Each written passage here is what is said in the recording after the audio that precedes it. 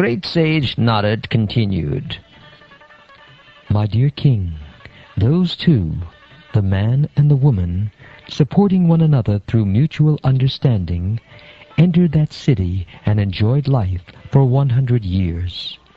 Many professional singers used to sing about the glories of King Puranjana and his glorious activities. When it was too hot in the summer, he used to enter a reservoir of water.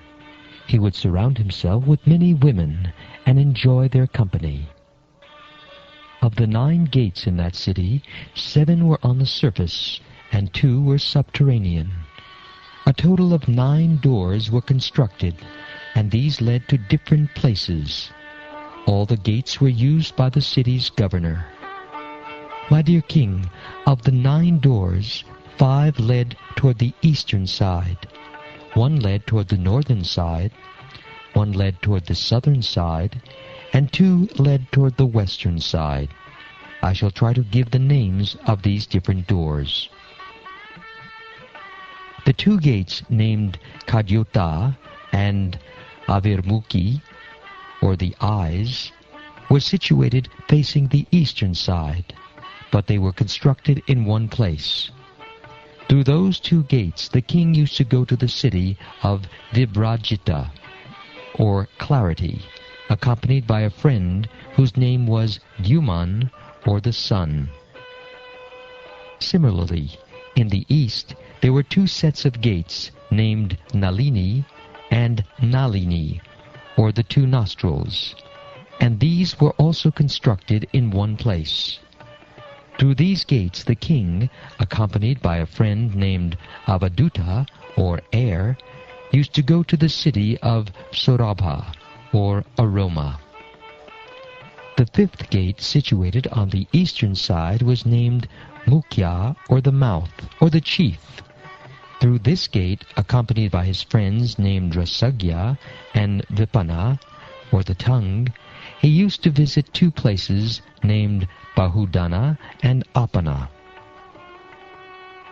The southern gate of the city was known as Pitru, or the right ear, and through that gate King Puranjana used to visit the city named Dakshina Panchala, accompanied by his friend Shrutadara.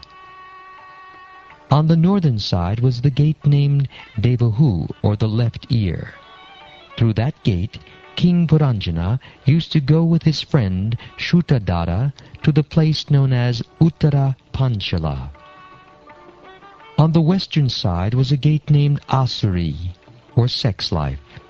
Through that gate King Puranjana used to go to the city of Gramaka, or the place of much sex life, accompanied by his friend Durmada. Another gate on the western side was known as Niriti, or the rectum. Puranjana used to go through this gate to the place known as Vaishasa, accompanied by his friend Labdaka, or gluttony. Of the many inhabitants of this city, there are 2 persons named Nirvak and Peshaskrit, or arms and legs. Although King Puranjana was the ruler of citizens who possessed eyes, he unfortunately used to associate with these blind men. Accompanied by them, he used to go here and there and perform various activities. Sometimes he used to go to his private home with one of his chief servants, the mind, who was named Vishuchina. At that time, illusion, satisfaction, and happiness used to be produced from his wife and children. Being thus entangled in different types of mental concoction and engaged in fruitive activities, King Puranjana came completely under the control of material intelligence, and was thus cheated. Indeed, he used to fulfill all the desires of his wife, the queen, or material intelligence. When the queen drank liquor, King Puranjana also engaged in drinking. When the queen dined, he used to dine with her. And when she chewed, King Puranjana used to chew along with her. When the queen sang, he also sang.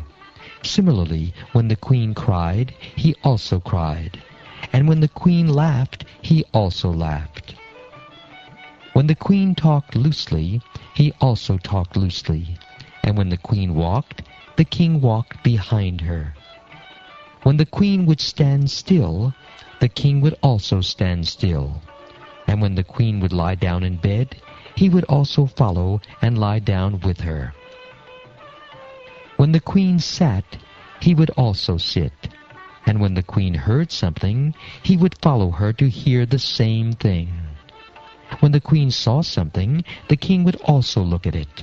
And when the queen smelled something, the king would follow her to smell the same thing.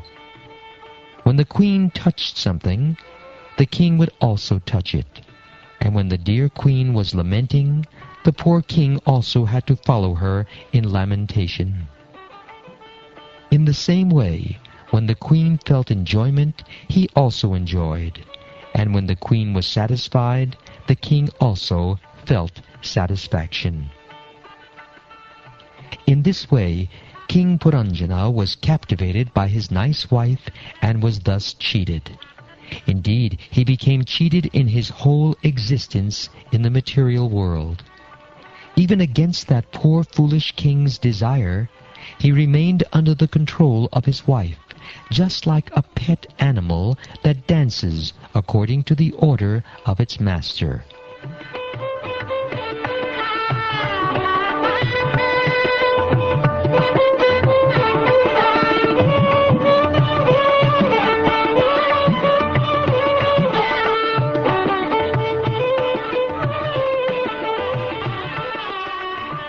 Thus ends the 25th chapter of the 4th canto of the Shrimad Bhagavatam, entitled The Descriptions of the Characteristics of King Puranjana.